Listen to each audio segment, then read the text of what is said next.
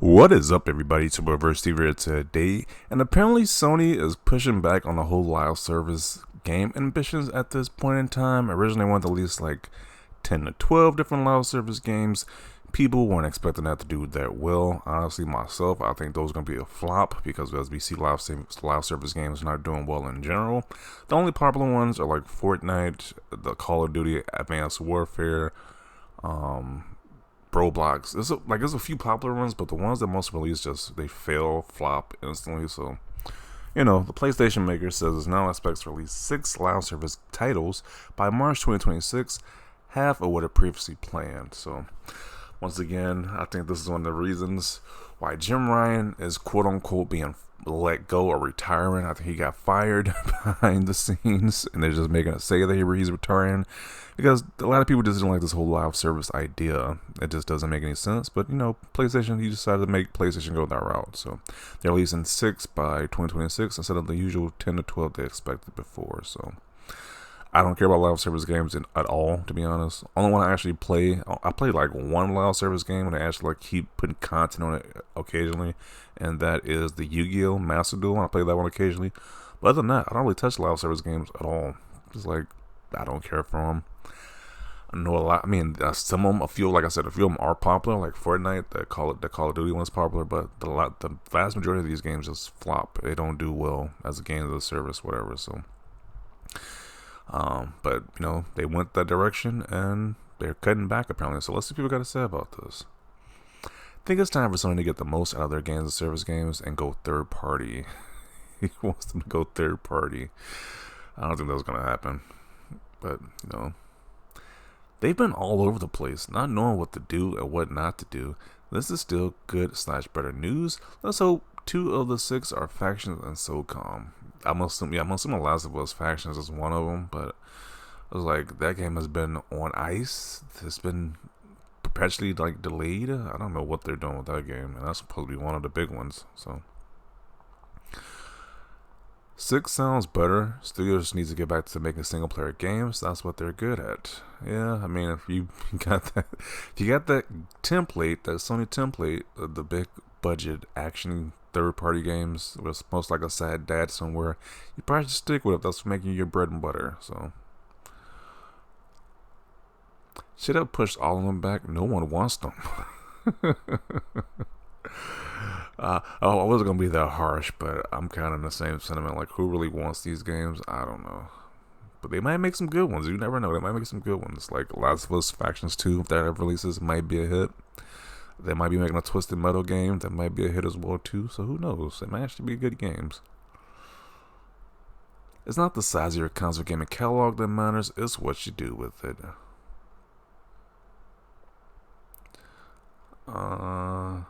First party roadmap looking real spooky. It really is, bro. That first party output is looking crazy right now, and the media, the industry is not saying anything about it.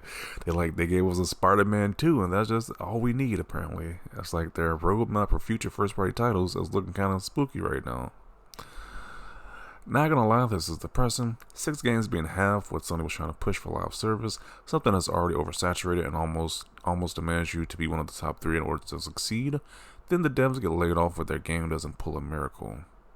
PlayStation will become third party. Another person saying that statement. Oh man, it's not looking good right now.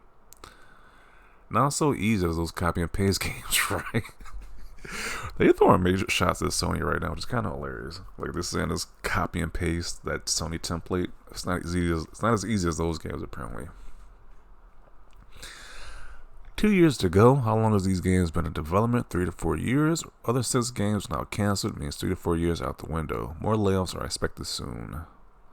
This sounds less like scaling back and more like delaying games. It's not like they will magically find a bunch of single player games spring into existence in the next 2 years as a result of delaying live service games. Okay. I'm a fan of PlayStation, but not the live service games.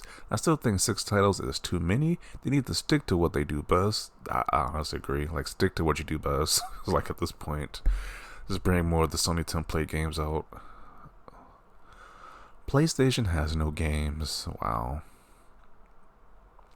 Blows my mind that Sony has forgotten how to make multiplayer games over the years. Original The Last of Us Factions was great. Killzone 2 was great. Uncharted 2 multiplayer was great. SOCOM was great. How did they lose their way with multiplayer games over all these years? I don't know. That is kind of questionable. Like, they made great multiplayer games before in the past, but they just can't go back to them apparently. So sad to see. PlayStation is gonna be an app.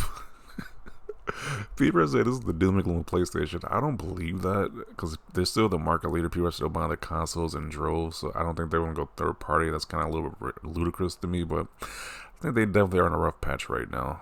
That's just they're definitely in that patch right now. So hopefully, when they get that new CEO, who's not Jim Ryan goes, they get that new CEO, then they can probably fix it or change the direction because it's not looking good right now. And they have a cartoonist saying PlayStation has no games. Okay, and that's the major twist right there. First was Xbox had no games. Now PlayStation is the one who's having no games. They're being mocked for having no games now. So essentially, no first-party games for the next 2 years. That can't be true. If that is true, then that's just craziness. That's just like so wild right there. They have no first-party games, and they can only depend on third-party or exclusive deals with these other third-party games. That's just wild right there. Happy to be an Xbox gamer right now. Yeah, Xbox ain't having these issues. They laid it out clearly what you're getting on Xbox for the next few years. So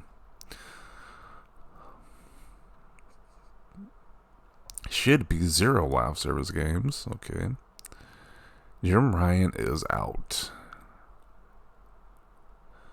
People legit hoping their favorite games come back as live service games. That's kind of sad. I get this is ammo for console wars, but this is bad for all gamers. Between all the devs being fired and pushing back titles or canceling projects, when that happens, everyone loses.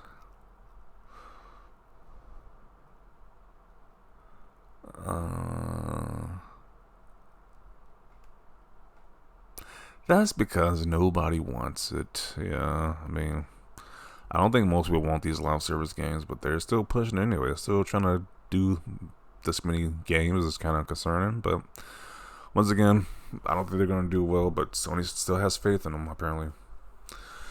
This is confirmation that Jim Ryan was fired. They should just push the live service model 6 feet into the ground instead. Just say get rid of it. Get rid of it at this point. That's still 6 too many. PlayStation will become a third-party publisher, loss-making console into stores, and a 29% drop in profit. A lot of people, I've seen like 4 or 5 different comments saying they're gonna go third-party. That's kind of wild. People actually think that. It's interesting. Wouldn't be shocked if those 6 games got halved again to 3. Sony is way over their head with these live service ambitions. With that being said, their business model of releasing nothing but expensive single-player games isn't sustainable. I think that's why the focus of the live service games, they make these big budget games like The Last of Us Part 2, Spider-Man 2, even though Spider-Man 2 is probably the most profitable one out of these big budget games like this.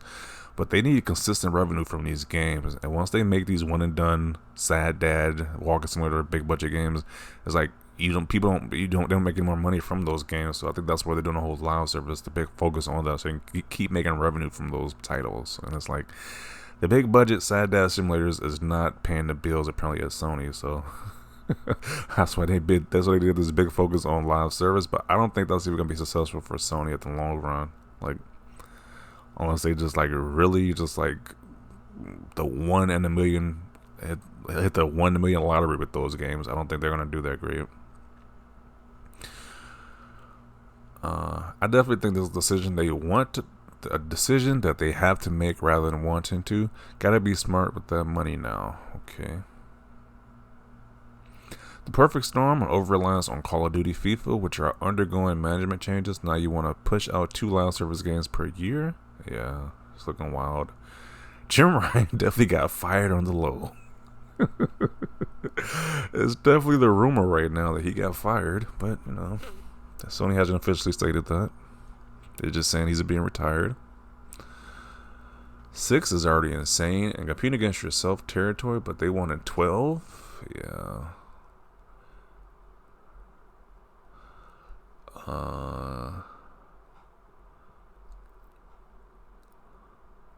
Why would you even have 6? Every live service model only wants you to play one video game for the rest of your life. Yeah, you pretty much, once you start one, they pretty much just want to lock you into one of them. Like, they don't, Fortnite doesn't want you playing any other live service games but Fortnite, pretty much, with their models. So it's just a strange thing from Sony. I don't know. I don't agree with it, but Sony is going this route. We'll just see how it pans out. So I think I'm gonna conclude it right here. Definitely want to see your thoughts down below about this, though, about Sony halving their live service game output. So, you think it's going to work? You think it's going to flop? Let me know your thoughts down below. Leave a like this video. As always, thanks for watching, and peace.